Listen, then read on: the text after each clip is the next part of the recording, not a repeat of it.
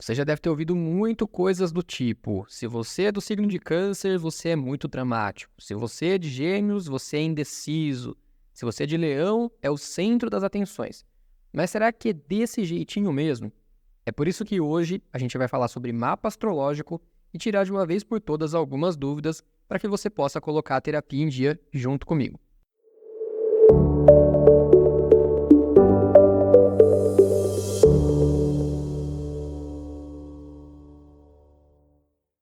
Se você der uma pesquisada rápida na internet, pelas redes sociais, você vai encontrar muita coisa legal, mas também muita besteira sobre astrologia. Inclusive, preciso mencionar uma informação que eu vi ontem.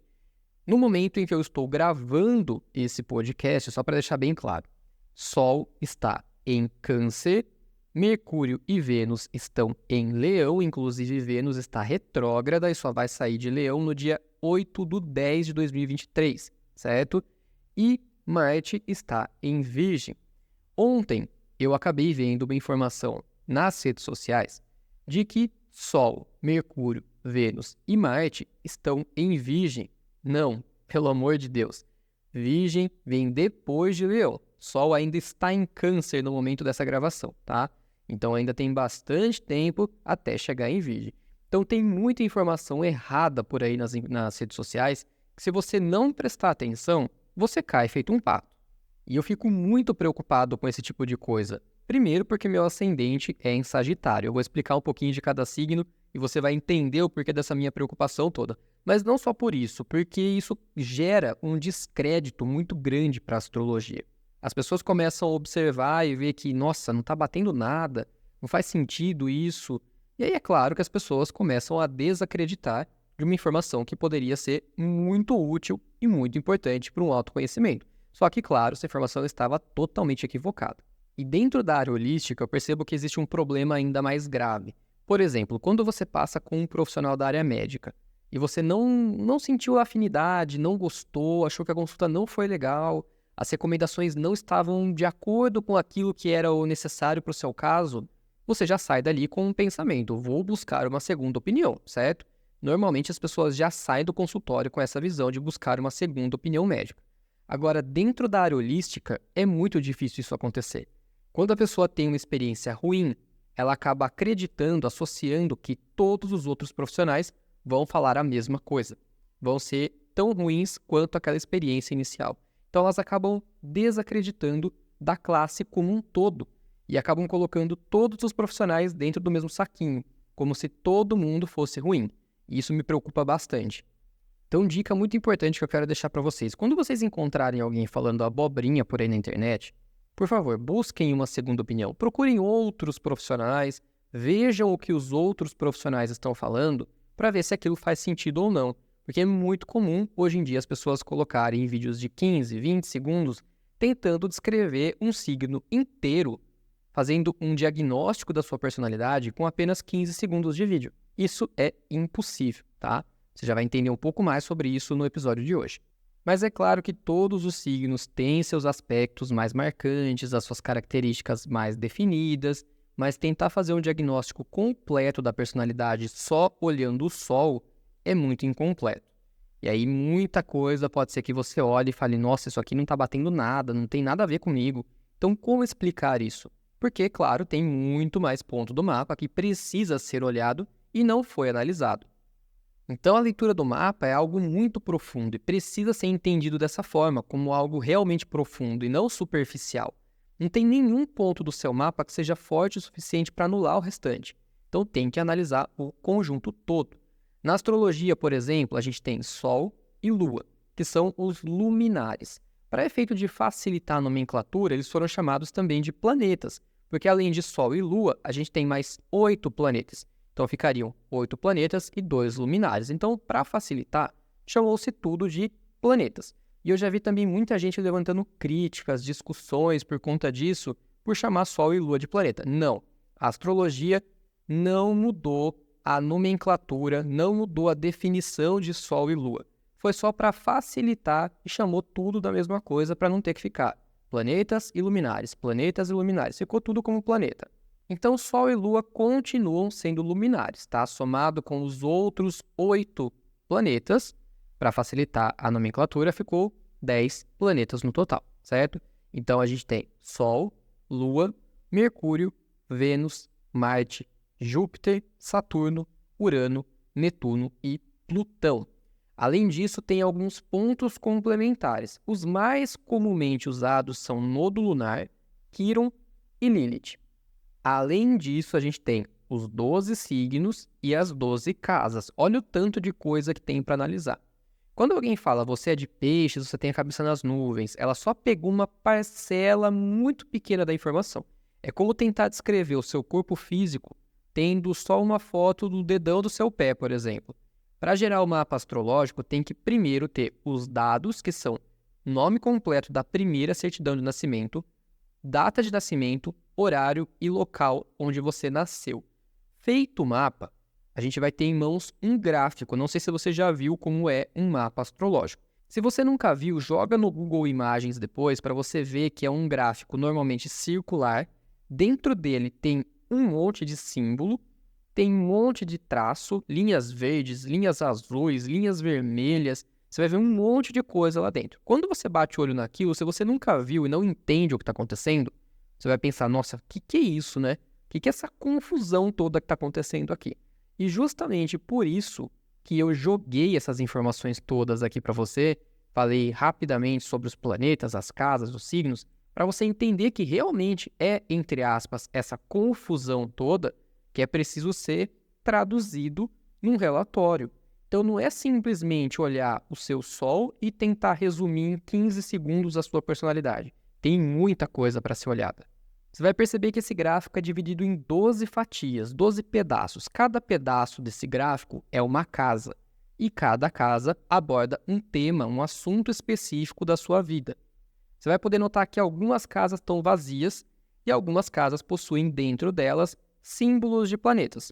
Do lado de fora existem os signos. Tanto os planetas como os signos vão estar distribuídos de acordo com o momento do seu nascimento e o local que você nasceu. Dentro de tudo isso, tem as linhas azuis, verdes e vermelhas, que são os trânsitos, né? Os aspectos que os planetas fazem entre eles. Por exemplo, uma linha vermelha representando uma oposição de um planeta com outro, ou seja, eles estão em pontos opostos a 180 graus. Tudo isso é extremamente importante para fazer a leitura do mapa. É claro que alguns pontos podem ser mais significativos do que outros. Por exemplo, Netuno, Urano e Plutão são planetas geracionais. As informações deles falam muito mais a respeito da geração em que a gente nasceu do que propriamente dito da nossa personalidade. Mas quando eles estão ligados a planetas pessoais como Sol, Lua, Mercúrio, Vênus ou Marte, o peso deles acaba sendo mais significativo e acaba tendo um destaque um pouquinho maior na leitura do mapa.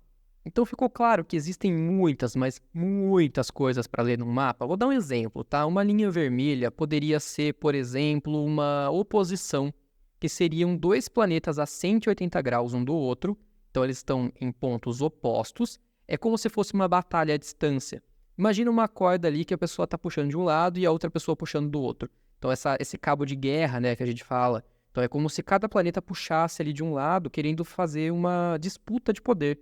Quem vence aqui, né? Quem manda mais aqui?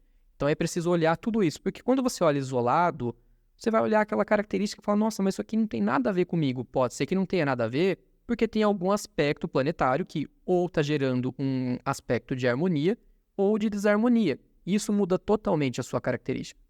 Então falei da oposição, vamos falar sobre alguns outros aspectos. Além dela, a gente possui a conjunção, que é quando os planetas estão muito próximos e a atuação deles é em conjunto mesmo, né? Eles trabalham juntos. Além disso, tem o trígono, tem o sextil, que são aspectos harmônicos, tem a quadratura, que também é um aspecto tenso, então tem que observar esses aspectos sim. Baguncei um pouco sua cabeça agora falando esses nomes todos, né? Mas a intenção é justamente essa. Eu quero realmente fazer essa baguncinha na sua cabeça para você entender que é muito mais complexo do que aquilo que você vê num videozinho de 15 segundos. E você já deve saber que existem 12 signos, vão seguindo na ordem: Áries, Touro, Gêmeos, Câncer, Leão, Virgem, Libra, Escorpião, Sagitário, Capricórnio, Aquário e Peixes. Os signos são divididos em 4 elementos, que seguem também uma ordem: fogo, terra, ar e água. E esses elementos se repetem. Então, os signos, por exemplo, de fogo são Áries, Leão e Sagitário. Signos de terra, Touro, Virgem e Capricórnio. Signos de ar, Gêmeos, Libra e Aquário. E signos de água, Câncer, Escorpião e Peixes.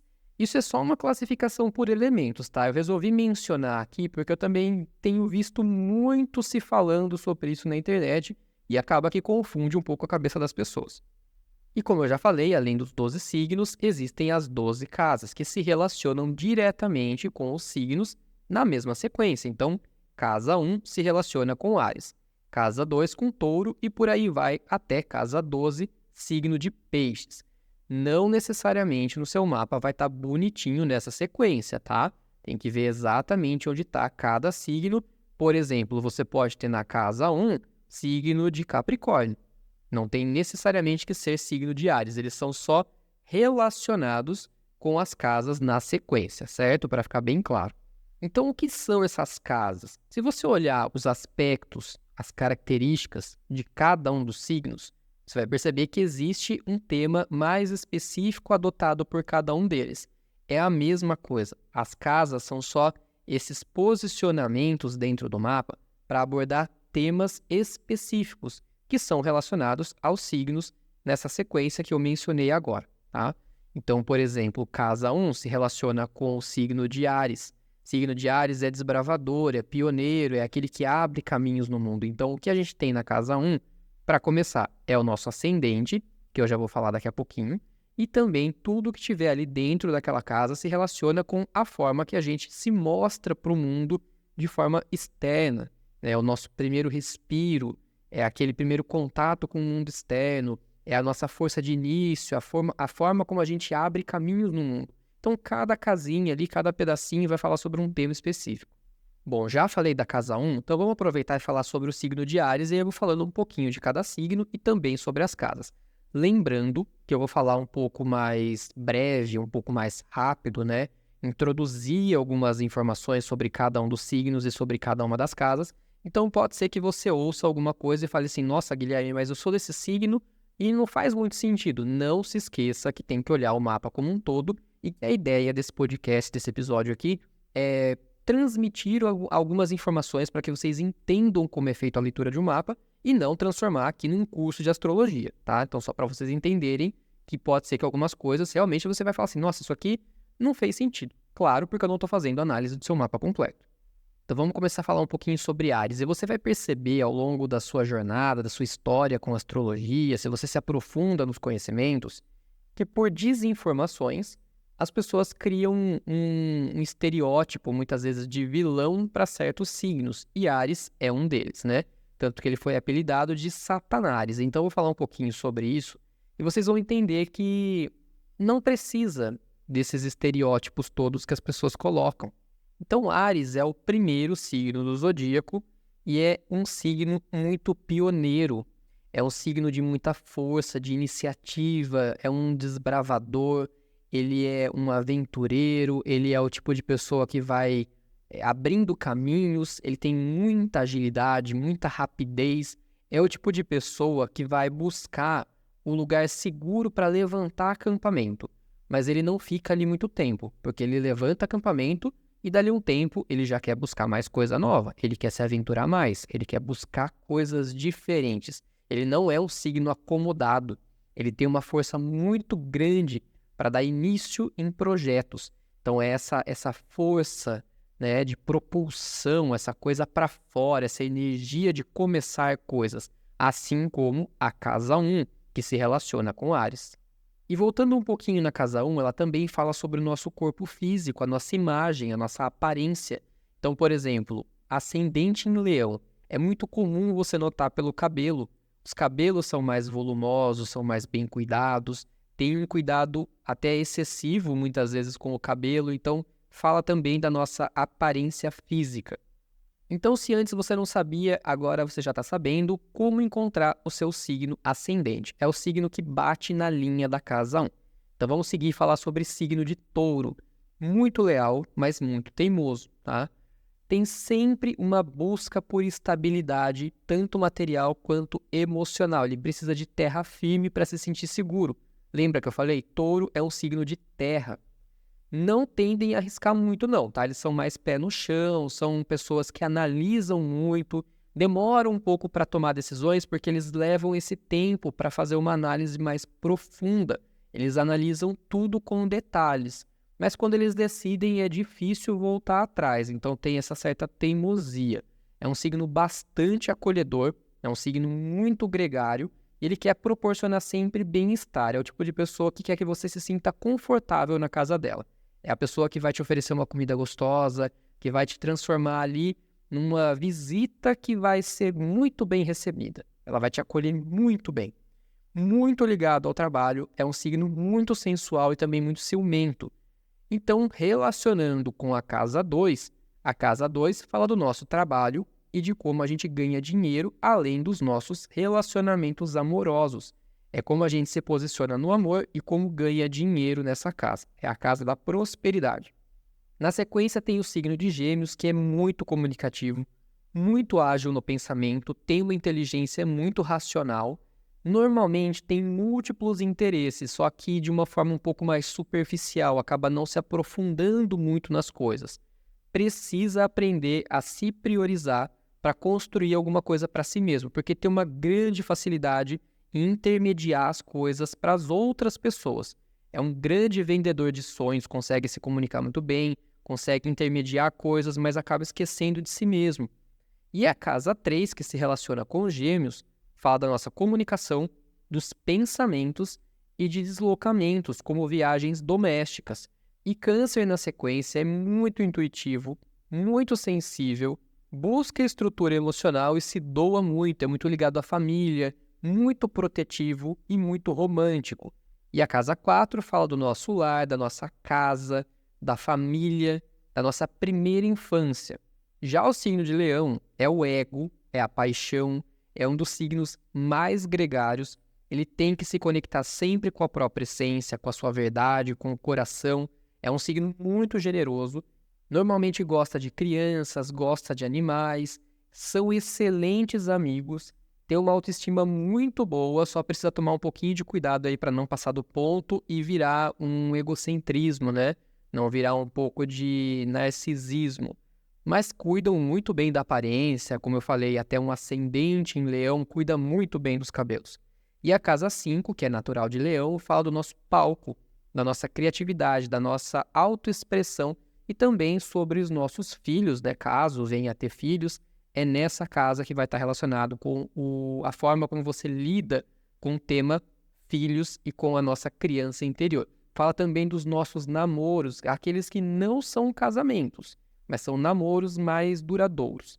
Também mostra como a gente se diverte. Então, o que tem na casa 5 reflete como você se diverte e também a sua expressão, a sua criatividade, relacionamentos com filhos e namoros. Indo para o sexto signo, a gente tem Virgem, que tem um grande cuidado com a saúde, com o corpo, com a mente, muitas vezes acaba passando um pouquinho do ponto, né? Descamba mais para o lado do hipocondríaco. Mas precisa de rotinas e métodos sempre, e isso facilita muito a vida do virginiano. É um signo bastante meticuloso, muito detalhista, com muito planejamento e não tem o menor problema de fazer trabalho de formiguinha, desde que tenha um propósito maior, ele se dedica a coisas até mesmo nos detalhes, né? Então tem essa força de trabalhar. Gosta das coisas mais naturais, então é muito comum ver virginianos que são vegetarianos ou veganos que procuram coisas o menos sintético possível, mais natural possível. Adoram reformar coisas, estão sempre a serviço, então buscam sempre ajudar. Inclusive, é um traço bem característico do virginiano. Tem um bom equilíbrio entre saber doar e receber, mas costumam ser bastante críticos. E a casa 6 é a nossa saúde, é estar a serviço, é também o nosso ambiente de trabalho, rotinas diárias e também fala dos nossos animais de estimação, caso venha a ter. Signo de número 7, Libra, é o primeiro que começa a falar mais do nós do que do eu. É um signo que se conhece através do outro e por isso precisa de relacionamentos para se conectar consigo mesmo. E o maior desafio do libriano é aprender a se bastar sozinho, a se gostar, gostar da própria companhia. Não gosta de se indispor com ninguém e por isso acaba cedendo muito. E por conta disso, muitas vezes vai ser tido como uma pessoa em cima do muro, sem personalidade, mas é um signo que gosta de apaziguar, que gosta de estar em equilíbrio e busca sempre o que é melhor para o nós e não só para o eu. É muito ligado à justiça e por isso demora muito para tomar partido, porque ele não quer cometer nenhuma injustiça. Então, analisa, observa os dois pontos de vista, leva um tempo para fazer essa análise, mas quando decide, opta por aquilo que acredita ser justo. Então, evita ao máximo cometer injustiças. E a casa 7 fala dos nossos casamentos, e aqui é casamento mesmo, tá? Papel passado. Fala das sociedades e parcerias de trabalho e também dos contratos, mas aqui tudo que seja realmente papel passado, preto no branco, uma coisa justa, uma coisa que tenha ligação com justiça mesmo. E em oitavo lugar, a gente tem o signo de Escorpião, o tão temido signo de Escorpião que leva uma fama péssima, né? Como Áries. Eu acho que as pessoas pegaram só os traços ruins de alguns signos, jogaram na internet, fizeram a caveira deles, e isso aconteceu com o Escorpião. Não é assim. Todos os signos têm lado positivo e também têm ali os seus traços mais difíceis. Então vamos falar um pouquinho sobre ele. Escorpião é muito intenso e muito emocional, apesar disso poder surpreender muita gente. É o grande estrategista do mapa. É um signo muito profundo, de grande poder e de grande influência. Consegue sair de dificuldades e emergir com muita força. Ele consegue sair de lá do fundo do poço e voltar com muita força. Ele vai em busca do que ele quer. Ele possui uma grande capacidade de transmutação, mas tem uma certa dificuldade em pedir ajuda e ficar aguentando as coisas até a hora que explode. E aí vem a famosa ferroada do Escorpião, e por isso que acabou levando uma fama. É um signo muito desconfiado e por isso ele é muito seletivo, acaba não deixando muitas pessoas entrarem no seu meio e também, por conta disso, levou fama de ser muito fechado e muito bravo. Mas no final das contas também é um signo muito emocional, muito amoroso, além de ser muito intuitivo. E a casa 8 é uma das mais profundas do mapa. A gente fala que é o fundo do oceano, de tão profunda que é. Ela fala sobre uma morte simbólica e um processo de renascimento, fala de uma regeneração. Aquilo que Escorpião sabe fazer bem, sair de lá do fundo do poço e reemergir com uma grande força, né? Fala também de grandes quantidades de dinheiro, né? Grandes quantias financeiras, especialmente as finanças do casal. E aqui, mais uma vez, é casamento de papel passado, tá? Fala de questões emocionais muito intensas e muito profundas. Sagitário na 9ª posição é um signo que fala muito sobre busca de conhecimento, é muito extrovertido, muito gregário, muito otimista e positivo. Tem uma sede muito grande, uma sede sem fim por sabedoria. É muito justo e odeia, detesta mentiras e detesta ter que mentir. Luta muito pela verdade dos fatos. Precisa só tomar um pouquinho de cuidado com excessos. Lembra que eu falei? O meu ascendente é em Sagitário. E quando eu percebo que tem coisa sendo dissipada, sendo disseminada de forma errada, levando as pessoas, induzindo as pessoas ao erro, acontece justamente que meu Sagitário vem me puxando ali com uma força muito grande, e isso me deixa muito incomodado, porque o sagitariano busca muito essa verdade, luta pela verdade dos fatos. E a casa 9 fala sobre viagens ao exterior, além de ser uma casa de muita pesquisa, fala da lei do retorno, filosofia, justiça e da vida acadêmica. Capricórnio é o velho do zodíaco, é muito maduro, muito centrado, muito focado e compreende que a vida é um processo e precisa de tempo para isso. Entende o valor do tempo como um amigo, como um aliado e não como um inimigo. Entende o valor da calma e da paciência. É muito ambicioso, quer sempre crescer e busca sempre a estabilidade com muita responsabilidade. É o signo que mais se prepara para tudo. Então é o signo que quando vai fazer uma palestra, vai se preparar horrores, vai fazer todo o possível e o impossível para entregar a melhor palestra do mundo. Mas mesmo assim, vai trazer um pouco de insegurança. Será que as pessoas estão gostando? Será que eu estou fazendo bem? Então é um signo que se prepara muito, mas tem um pouco de falta de confiança em si mesmo.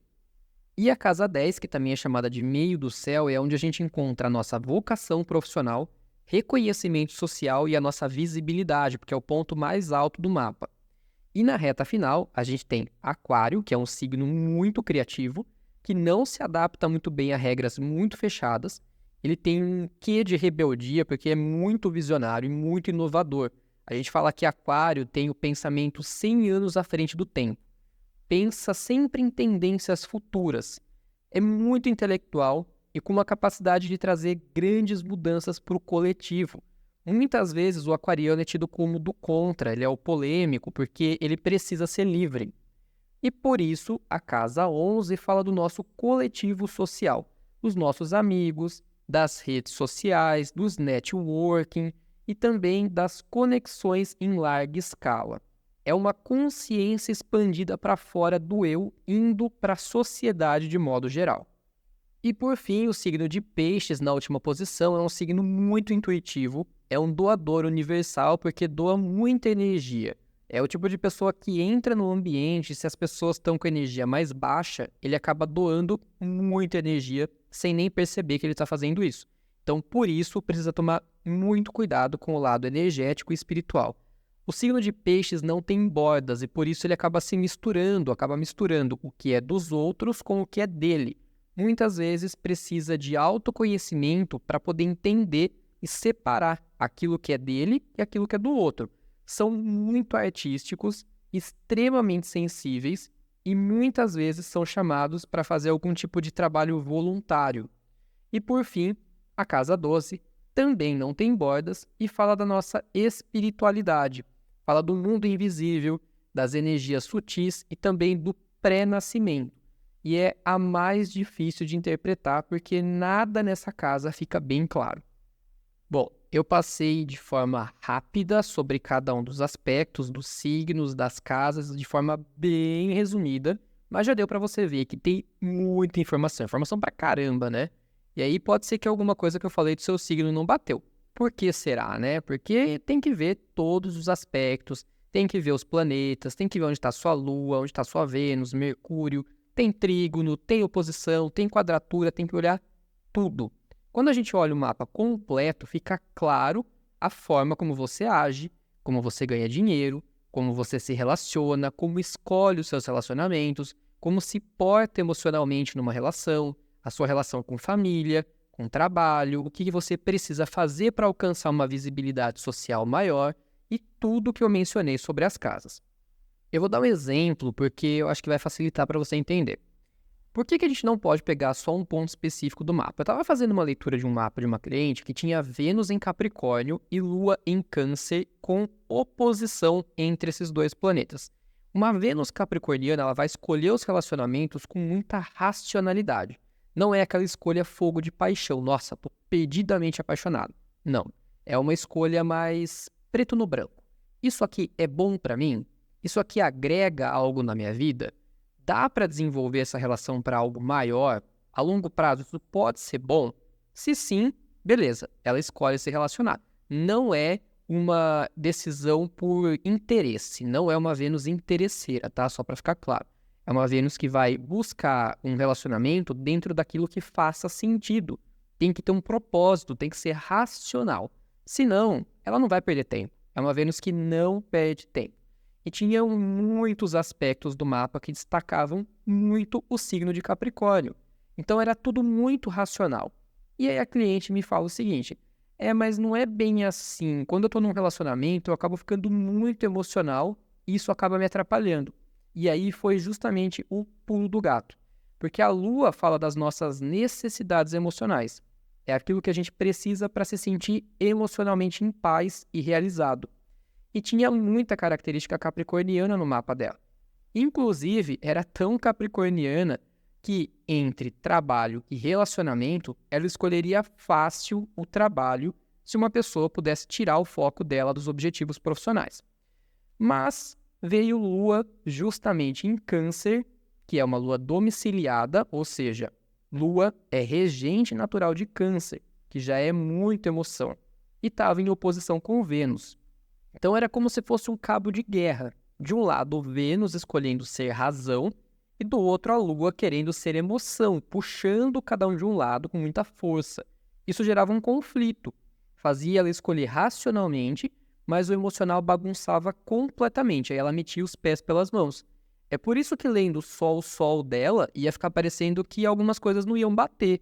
Da mesma forma, eu fiz leitura de mapas de outras pessoas, fiz uma leitura de uma cliente que tem alguns aspectos com posicionamentos de planetas bem específicos, indicando que ela pode trabalhar com algo que envolva transformar elementos, especialmente buscando algo que seja mais natural, o mais natural possível, menos sintético possível e que ofereça bem-estar, qualidade de vida e uma experiência muito agradável, com um conhecimento energético muito profundo, que para algumas pessoas poderia parecer algo simples, uma coisa casual, uma coisa do dia a dia, mas que teria muito conhecimento por detrás.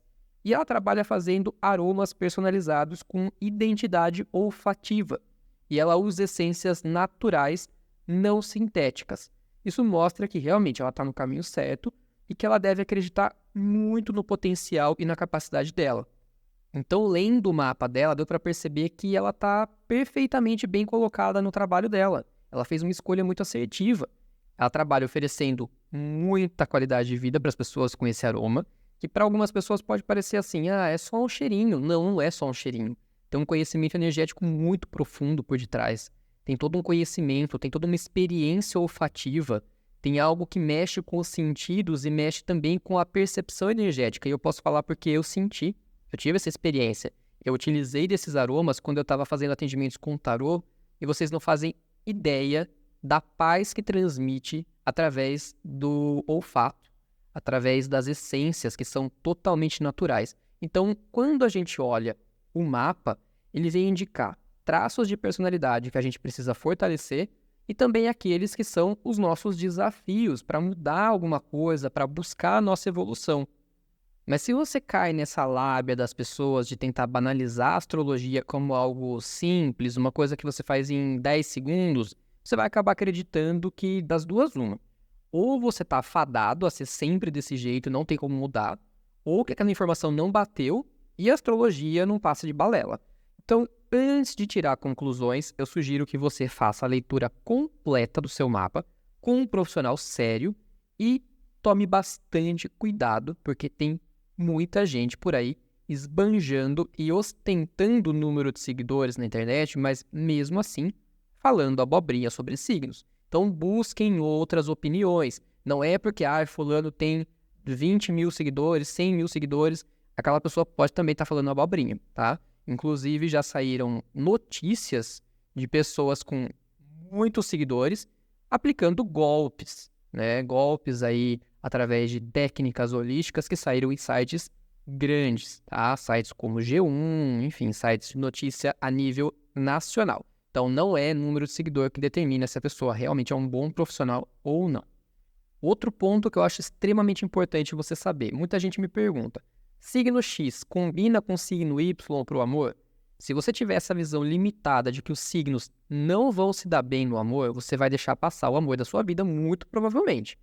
Todo mundo pode mudar, todo mundo pode melhorar, e você com certeza também não é nenhum santo ou nenhuma santa, né? Se você acha isso, você tem que buscar uma ajuda terapêutica, porque com certeza isso vai gerar algum problema nos seus relacionamentos também. Conviver com pessoas de modo geral não é fácil, é uma tarefa muito desafiadora. E eu não estou falando que eu sou fácil também não, tá? Eu sei que eu também sou um desafio para muitas pessoas. Então é desafiador. Lidar com pessoas é desafiador. Conviver com pessoas é um desafio. Então é possível trabalhar tanto os seus aspectos menos favoráveis, como também do seu parceiro ou parceira. Se ela estiver disposta, ele estiver disposto, as coisas mudam e vocês entram em harmonia. Os signos não devem ser como uma forma de muleta para justificar, não deu certo o relacionamento porque fulano é do signo X e eu sou do signo Y. Não, é para você entender o que é preciso dar atenção para que você possa conciliar esses relacionamentos. Como eu falei, mencionei aqui o exemplo da minha cliente que tinha Vênus em Capricórnio e Lua em Câncer. Entendendo isso, entendendo como é a forma que ela se relaciona, fica muito mais fácil para ela parar, refletir e mudar a forma de comportamento dela dentro dos relacionamentos. Assim como também já aconteceu de fazer leitura de mapa em que as pessoas têm alguns posicionamentos que indicam que dentro de um relacionamento, por exemplo, uma Vênus em Virgem. Uma Vênus em Virgem, ela não é o tipo de pessoa que fica declarando amor. Ela vai estar muito mais a serviço. Então, é aquela pessoa que demonstra carinho, demonstra afeto, por exemplo, dando um presente, fazendo um serviço para você, trazendo uma coisa que você gostaria muito, ajudando você a arrumar a casa, ajudando você a fazer tarefas do seu dia a dia. É a forma que ela demonstra carinho. Então, se você não entende isso, muitas vezes pode sentir que a pessoa é até meio fria porque ela não fala eu te amo. Agora, entendendo esses traços, você pode até chegar no seu parceiro, na sua parceira e explicar: olha, a minha forma de demonstrar amor pode ser um pouco diferente.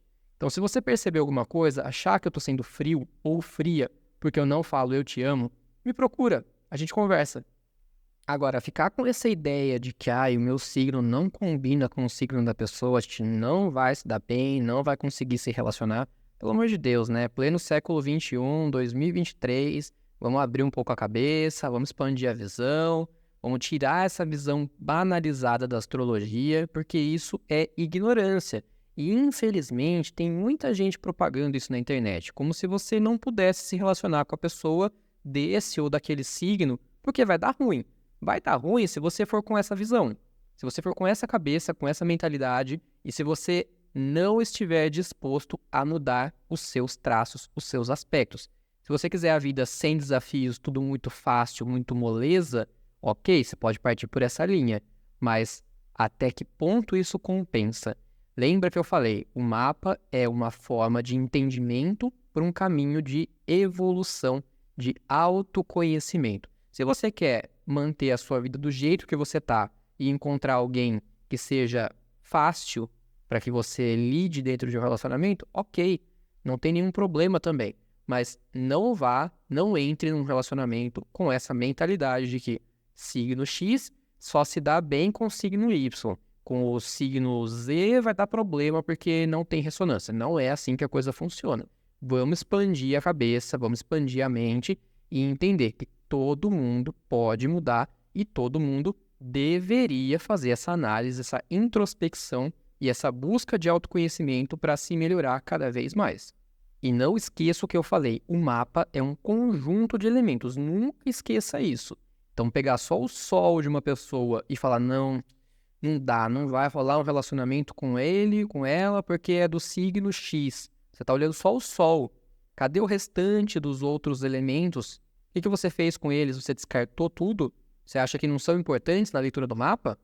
Então, meus caros, antes de julgar principalmente uma pessoa só pelo sol e julgar até pelo que estão propagando de desinformação por aí, eu sugiro que vocês procurem fontes seguras, porque infelizmente a astrologia e a terapia holística em geral tá cheia de gente falando bobagem por aí e queimando o filme de uma classe inteira.